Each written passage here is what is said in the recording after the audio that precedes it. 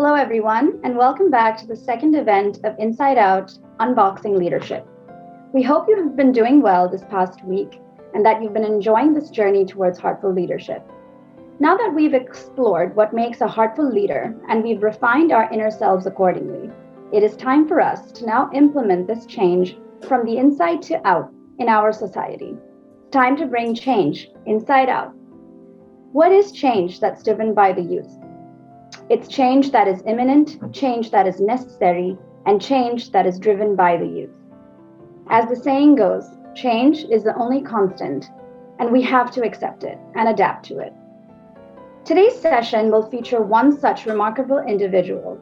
She is a powerhouse of knowledge, a driven and extremely talented person, and is here to share her unique journey and understanding of leadership with us. Our speaker today is Dr. Guila Clara Kessous. She is a UNESCO Peace Ambassador and an executive coach who uses theatrical techniques to enhance corporate communication. She was awarded a Knight of Arts and Letters by the French Ministry of Culture for her work on the influence of French culture overseas. She has an MBA from the Essex Business School, a PhD in Ethics and Aesthetics from Boston University, and a postdoctoral degree from Harvard University. She was invited to develop a communications course for a certificate in situational intelligence at the Political Science Institute in Paris in 2021 and is also a Paul Ekman International Partner since 2021 and is currently using Ekman's profiling and emotional intelligence techniques dedicated to coaching in leadership, negotiation, and humanitarian causes. So I would like to welcome Dr. Kessous. Thank you so much for joining us today, and we really appreciate it. I want to say hello to the Heartfulness Global Youth team. It's a pleasure to be with you today. It's absolutely our pleasure to have you here with us. Thank you for joining us, so late at night and giving us your valuable time. We have an interesting lineup of questions for you today, so let's dive right into it. I'm sure that our audience is waiting. So, Dr. Kessous, as you know, our theme for today's session is about change. So what is your idea of real change within the global youth community?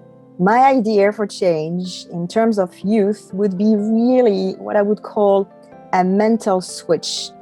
A mental switch for the youth to be more self-confident and more aware about internal resources. Right now, the youth is really what the world needs in order to get hope.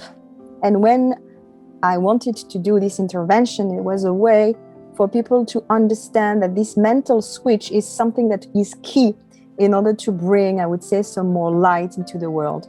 When I'm teaching, when I'm coaching, I see the difference between generations. I see the difference between youth and I would say elderness in terms of mentality. And what I see is that sometimes young people do not fulfill their dream because they're afraid. They still think that they are less, I would say, less experienced or less in terms of, I would say, knowledge. And I'm always trying to coach them, making them think that no matter what their age is, it's a way to really be aware of what are my internal resources and how can I better exploit them in order to make that change that I want to see in the world, as Gandhi used to say. So in terms of changing, I would say a really change in mentalities. There is, of course, a way better awareness in the youth for anything dealing with a better planet, anything dealing with climate change, anything dealing with inner responsibilities, but it goes sometimes with these self-questionings. I don't say that we should not have doubts, but sometimes what we're calling the little negative parrot is here and repeat some very negative injunction that they might have heard from parents or from families or from friends that always put them back. So really my message would be in terms of change to really always have this fuel, always have this inner energy to preserve and have a better self-confidence, especially in intuitions regarding the capacity of changing the world. I think that what you said is so true, that it's important to recognize your own potential. And I think that, it's like looking at leaders like you is how young people today get inspired to do that. And I think what you said was so brilliant. Which brings me, to my next question, which is, what do you think are the different skills that you feel are essential for a harmonious relationship in the professional world, and why do you think those particular skills are necessary? I would feel that skills such as emotional intelligence, negotiation, are really, in terms of leadership, since we're talking about leadership, are necessary. We need to have a youth that is extremely aware of what is emotional intelligence and how not to be ashamed of this notion of emotion.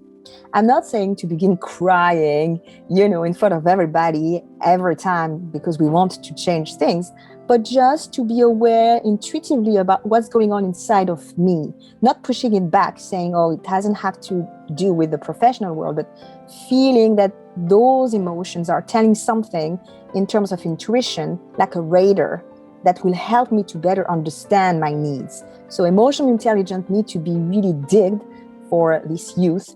And another thing in terms of skills would be negotiation. And when I'm talking about negotiation, it's not only negotiation to negotiate a salary, for example, but it's more relational negotiation, which is how to deal with conflicts. Conflicts, I would say anything dealing with obstructive behavior, passivity, aggressivity, manipulation, all those are common, I would say, in the professional world, no matter where you are. And when I say professional world, it could be that you have met those behavior, again, passivity, aggressivity, and manipulation. You could have met those behavior within the scholar environment. And without knowing what to do, well, there are keys that you need to know. There are ways to go through them to preserve yourself better and to know how to get an answer and how to also get a strategy to survive those. And I see a lot of young people coming to me in terms of professional coaching because they have been stuck, during the scholar, I would say, moment in life, during their masters or during their bachelor. They met some very bad either professors or even colleagues of them, mates, teammates, and that they put them down in terms of aggressivity. They said things terrible that still resonate in the ear. And it is time, in terms of skills, to know that those behaviors have some keys in order to have you get preserved from them and get past them, get through them. And for this, I would strongly have you read some books like The Positive No by William Ury. That is an excellent book to know how to better negotiate with those type of behaviors. You have Getting to Yes also. That is very interesting. Always thinking that how can I be clearer with those people when I say yes? What do I say no to? When I say no, what do I say yes to? And how do I dare to say no to those people without thinking that I could hurt them? So again, those skills are necessary, really necessary in terms of leadership, because you would never be a good leader if you're not only accept yourself, but accept this relationship that you might have with your colleagues, with your hierarchy, or even with your teams. That is so profound. That is brilliant. I really relate to everything you just said, because I feel like, myself included, I feel like I have those experiences, both good and bad, in my academic life. And I do agree that even me, I'm going to go and look into that book you just mentioned and try to, learn more of those skills you just talked about. That, which is a good time for me to bring up, like you always keep saying, even in all your material that you've written and all the talks that you've given and all the curriculum that you prepare, that you believe in leading by example. And you've always spoken about the differences between pyramidal and horizontal management styles. And so what do you think the youth of today identifies with, and what do you think is synonymous with good leadership? Is it horizontal management or pyramidal management? So I would say that the youth of today is still suffering from the pyramidal leadership that those, I would say, senior managers are still having. What is pyramidal leadership? It's very easy. It's I know, you do. So the manager is giving orders, and of course, the colleague has to do, the executive doesn't have to think, just have to execute the order. So this is why we're calling the pyramidal, because of the hierarchy that he's having up top. And then, of course, following the line of the hierarchy, we have orders coming down. The good leadership is, of course, something more horizontal that will present a manager that will not give an answer to a problem, but will have the other colleague get to this answer himself or herself. So it will be more, I would say, a coaching management than an order management, in order for really have someone who, have the power and the beauty of becoming autonomous.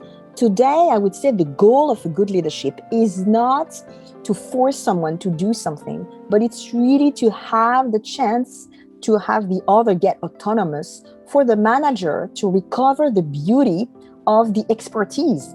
I have a lot of manager, even senior manager, coming to me and say, why shall I still babysit those people? My work is not doing my expertise. My work is dealing with egos. And I have to be sure that this one is putting a CC email to this one for the communication to, and a good leadership would be horizontal, which means that a good manager should not be someone talking all the time in meetings, but have the intelligence to have the other talk more than himself or herself. So that's what I'm calling horizontal, in order to think that even a manager is able to learn from a team and from colleagues. And that's the beauty of it, because otherwise, the manager himself or herself become crazy. So I would say to the youth, do not be afraid to manage horizontally, not talking too much, showing that you know, but having the other getting to know themselves and trying to have a better and harmonious way to work in teams. There is another thing that I want to talk to you about. This is a process that is called holacracy. I don't know if you heard of this before, but this holacracy thing in leadership is the horizontal of the horizontal. That's the no boss company. So the no boss company is really how the system can, I would say, rule itself without having a leader saying orders to followers. Because again, the leadership, when we are thinking of it, is only stand because of a followership. That is true. So if the followers do not play the game of following, the leader cannot lead. So to break this type of leadership, you need to play the card of horizontality. I think that's a brilliant point, that a good leader cannot be a leader without, his or her followers, and that your constituents really make who you are. And I think oftentimes people that have been leaders for so long, they forget that. And I also love how you talked about the give and take. I really do hope that this horizontal leadership is something that our generation can, take forward. Which brings me to my next question. Of course, we know you're familiar with the key behavioral indicators, or KBIs, as you call them in your written articles. What is this concept exactly, if you could summarize it for us, and how important do you think it is in the world of leadership? So the KBIs, as you said, key behavioral indicators, are a new way to approach things, I would say, from a scaling point of view. Okay, when you are in a company, as you know, in the leadership, you used to have key PIs, the key performance indicators, or you have the key FIs, the key financial indicators. The key BIs, especially in times of coronavirus, is a way to also perform from a behavior point of view. And when you are trying to establish those indicators, you realize that a manager is not only good because he has good data, because he has a result, or because he has good objectives.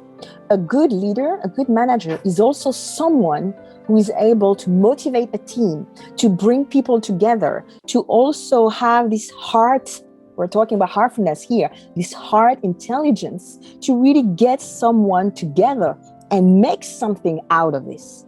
So I would say leading with heart should be evaluated, and that's why KPIs have been invented. So right now, KPIs are very well known in, I would say, more the finances companies. It begins slowly but surely to get into, I would say, more the B2B companies and slowly B2C. But I know that this is something that are like objectives from a behavior point of view. So I would say it's really mostly communication. Is the manager communicate well? Is the manager is doing feedback very often? Because sometimes you don't see a manager and you see him only once for a year for this type of annual interview. And this is terrible because there is no heart into this relationship. So really, I would say in order to quantify the level of heartfulness that the manager is giving into the relationship as a leader, this is why the KPIs have been made for. Which is a brilliant way for actually go ahead and ask you a little more about, we know that feedback is essential for all of us, so we can constantly keep evolving and changing for the better, especially leaders, because leaders have such a huge responsibility to carry their constituents to on the path of success. So how do you think that leaders should and can accept constructive criticism or feedback, and how do you think the youth is better at accepting it these days? That's an excellent question. I would say that from my experience as a coach, I saw both experienced manager or youth taking criticism really as something that would be a personal, despise, or something that would mean hate. Right. Oh, this one is criticizing me, so it means he doesn't love me or she doesn't love me. Well, in terms of leadership, I'm going to give you a secret, my dear team. This is time to grow up and to admit that there is no love to expect from a professional environment. And when I say love, it means specific relationship that is including specific emotion. I'm not saying that we should not put heart in the professional environment. You can have friendship, but love, that is something that is really linked neurologically, exactly, should be put away. Otherwise, each time that you will go to the company, you will do a sort of psychologically session, as if you were seeing the psychologist. And I don't think this is what the company is made for. So, expecting recognition and be sure to have good relationship with your fellows colleagues are something fine, but you have to accept criticism. Now, ideally, a manager, and same thing for the youth, especially for the youth that goes very quickly to a managing responsibility, you need to know how to do, I would say, constructive feedback. The constructive feedback, same thing with the positive feedback, should never, ever be on the being of a person. It has to always be on the facts. It has to be on the actions. So going to someone and saying, you were super good, doesn't mean anything. Or you were shitty, doesn't mean anything, because you're using the word to be. Always when you're doing a feedback, be sure to use the word, you did this. And I want to congratulate you because you did this. So be extremely specific. I want to tell you that what you did was not as performant as it could have been. This is constructive. And it's not, I didn't like it. This I didn't like it is absolutely not constructive. So when you're talking about criticism or positive feedback, think of constructive. What do I bring to the other for the other to be able to use it? It doesn't have to be simply a way to, I would say, spit on, your point of view on something, but it has to help the other. Really, the key of a good leadership is this: how can I help the other to increase his or her level? How can I help the other to become more autonomous? Because guess what? If the other is more autonomous, you will have more free time. You will have more time for you. You will have more time to do your expertise. So have the person become more autonomous by saying you did this, this, this, this. This is not as performant as could have been. I'm going to show you the way, and I'm really asking you to follow the protocol. If you need me, I'm here, but you need to follow this in order to be the most performant ever. So I never used the word be, you were bad or you were, but what I used was really on action. And I maybe said you were less performant than what you could have been, but you see that because I'm using, I would say, a comparison, the person is not feeling diminished or humiliated. Right. Because again, and remember, this is how you felt once, as youth. I know that a lot of young people felt that, especially we're talking about, these academic moments. And I know you went through difficult time, especially if you went through academic environments. It's not easy, nor from the classmates, nor from the professors. I know that you went through difficult time and a big discipline, but you have to expect the same in the professional environment and thinking that, okay, this person gave me a wrong criticism. It doesn't mean that I'm bad. It doesn't mean that I have to kill myself. I just have to abstract what I can use in order for me to get better. Okay, sometimes you still have, I would say, this elder generation that feels that they need to be very harsh on the other in order for the other to. This is the military style. Okay, well, sometimes you have to suffer. It's okay. But you, as manager, again, if you want to be more performant than them, make constructive feedback. And this is really something that will transform the relationship. There will be more trust. There will be more willingness to work together. There will be more heart, simply. I agree with you 100%. And it kind of ties in very beautifully to what you said earlier about the concept of horizontal, the horizontal versus pyramidal leadership, where without that give and take, I think without this feedback loop, without kind of understanding your flaws, accepting them, and kind of improving yourself, I think only a good leader can kind of walk you through that.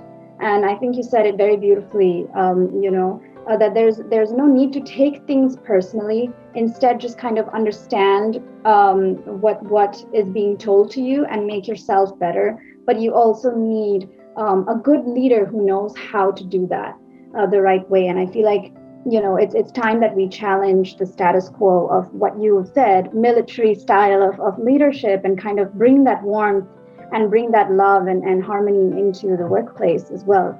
That was very beautifully said, which brings me, to the next this is probably something I really want to hear from you. What do you think the role of empathy is in efficient leadership? And how would you suggest that we learn and implement listening and communicating at the workplace? So everything depends on the definition of empathy, of course. What I see from youth, from young managers, young leaders, sometimes empathy is replaced by sympathy. And sympathy is not good also. Sympathy, again, is something that is showing too much empathy. Sympathy is coming from Greek, which is sympathein, which is to suffer with. So when you're showing sympathy, if, for example, you have a colleague who's crying because he's having someone who basically, have COVID, for example, you will cry with the person. So basically, you're leaving the emotion at the same level. Of course, we all know the contrary, which is someone apathic, who doesn't have any empathy at all, doesn't care, he wants the results. So I would say this is most common. But I want to say that from what I see as a coach from young generation is also those people who are hyper sensitive and who are not efficient because they almost leave the situation at the same time than the other person. Right. Good empathy is what? Good empathy is, and I know that, especially in Heartfulness, because you have this capacity to find this place within yourself that is a non-judgmental moment, is find this moment where you completely listen to other. And remember what is active listening, okay? Active listening is, the law is, when you listen, listen to understand, and don't listen to reply. Remember this? That's beautiful. When you're listening to someone, listen with your heart, with the willingness to understand and not to reply. A lot of people just listen in order to say, okay, so what shall I say next? Also, when you listen, just listen. This is good empathy. And I know it sounds basic, but we have so much in our head that sometimes it's very difficult. So when you listen to someone, plug yourself to the person, especially someone who's coming with a lot of emotional charge, and try to understand where you can help the person. You will not help if you're too emotional. You will not help if you're unemotional. Sometimes you will have to make a remark that will show the person that you understand where the person is from, that you understand the emotion, that you understand that you will adapt. Sometimes, on the contrary, the emotion could be so tense that you have to absorb it, stay cool, and show that you're here to reassure, even if inside you're so, I would say, heartbreak, or you're so desperate, but the person doesn't need that. So you need to have, I would say, an internal cursor that will be an emotional cursor for you to feel intuitively, okay, what type of emotional reply, what type of emotional answer can I give in order for the person to feel that he or she is, I would say, in a very trustful, confidential area. This is, for me, the only way that empathy should be well used. So always, I would say, a very balanced empathy. I think what you said was so remarkable, and it's so important. I will disagree with you when you said that it could be something small or silly, but it's not. It's such an important concept, and I hope that our audience, understands and picks up the difference between listening to understand versus listening to reply, which kind of reminds me of being proactive versus being reactive, where you just react instantly to what someone has said, versus listening and being proactive about what the person is trying to communicate to you. So I think what you said was just brilliant. Such a simple concept, but incredibly profound. This brings me to our final question, which is along the lines of, the theme for today. What are your thoughts on change? Is it an end to the old things, or is it a new beginning? How do you suggest that we prepare ourselves to adapt and persist, especially in these times, where things change so rapidly? How do you think we can anchor ourselves and prepare ourselves for change? This is an excellent question, a difficult question. And for me, I would say that change should never be a change that would be a teenager revolted change, where everything is broken without having anything behind. Right. Anything that would be a destructive change and not constructive change will not last or will be a disaster. So change should become, I would say, something transitional. And I know that this is extremely difficult in time of COVID, that is forcing us to adapt ourselves, to adapt our body also, in order to develop also a new way in terms of hygiene, a new way from attacks, viruses coming from all over. But we need, I would say, the agility of a bacteria. We need to play the same way the virus is playing. And we need to mute. Okay, we need to become variant ourselves. Yeah. Which means that we have the same body, but guess what? We know where I would say we need to mutate. We need to mutate. So we know where the attack will come from. Mm-hmm. Okay, so let's take all of the threats, in consideration, and let's be sure to have hygiene. Let's be sure to have,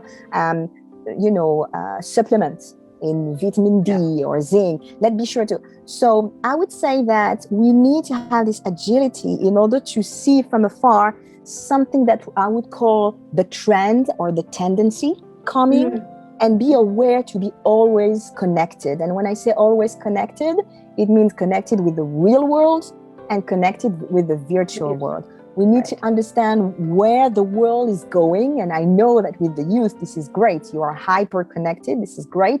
Now you need also the real connection, even if it's slower, even if it's more boring. But you will see that in this longer time, there is something to be developed in terms of what I'm calling the situational intelligence. Mm-hmm.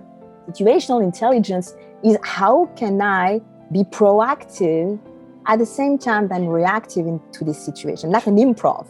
Right. You know, I'm coming from the theater world. So right. improv is really exactly martial art. How can I use the force that is coming to break me in order to, you know, switch that into the good? How can I switch that into something I'm going to use as a resource? And we're coming back from your first question. You know, these attacks need to reinforce my resources because I know myself so well that I know how to position myself for this hit not to kill me, but to reinforce my conviction to do good into the world. So I deeply think that this is possible in terms of change, because remember this amazing curve of Kubler-Ross. You might know this curve of Kubler-Ross, that is the curve of change. Remember that we become at the step 1 at a certain level, and we go through the entire emotional curve to the depression also, but at the stage 8, we're coming upper than the first step. So really, that doesn't kill me getting stronger. This is true. This change is necessary for us, like dinosaurs should not disappear, but becoming stronger and get ready for the next transition. Right now, we have a lot of transition. This is now the youth that needs to be agile in order to really adapt the body, the mind to what's going on. And that is wonderful in terms of intellectual curiosity. You never know what will come next. So get ready to just adapt yourself. I think that's brilliant, what you just said. I'm going to hang on to this for a long time because, you know, like you said, you know, what doesn't kill you makes you stronger. And you talked about connections, and what also is important, what I would like to say as well, is like having a connection with yourself, you know, kind of also helps you to develop that shield to protect yourself from damage, to protect yourself from falling. And like you said, you know, it helps you kind of develop that sort of, how do you say, that neuroplasticity, where your brain kind of knows how it needs to change and how it needs to adapt to the ongoing situation or environment. You know, just to reinforce what you said, which is something, you know, so beautiful. I'm literally going to hang on to this forever. And I know that we can go on and on and on, but, you know, due to the shortage of time, this brings us to the end of our interview. You know, thank you so much, Dr. Kessous, for taking the time out to share your insights and experiences with us. I'm sure that our audience is going to take away a great deal of wisdom that they can use in their daily lives and on their path to leadership. You know, you're such an inspiration to me and to everyone that's watching, and all the young leaders everywhere out there. And to all our audiences that joined us today, thank you so much for showing your support and registering for our events. And of course, you know, take care and continue to work on your path to heartful leadership, and you know, go and make that change happen and use all the tips that Dr. Kessous shared with us today. Quick reminder, at Inside Out Leadership, we always try to remain in touch with our audiences and our community and post constant, you know, motivational posts and support for our, you know, little leaders out there. So you can go ahead and join our Inside Out Leadership Facebook page for exclusively curated content, and please follow Infinite Youth on YouTube, Facebook, Instagram, LinkedIn, and Twitter for new content. On behalf of Team Inside Out, I would like to thank all of you, and once again, thank you, Dr. Kessous, for being here today. This brings us to the end of today's session, and we hope all of you learn a great deal about leadership, change, and the key behavioral indicators and its role in leadership. Have a great week ahead, everyone, and thank you so much for being here.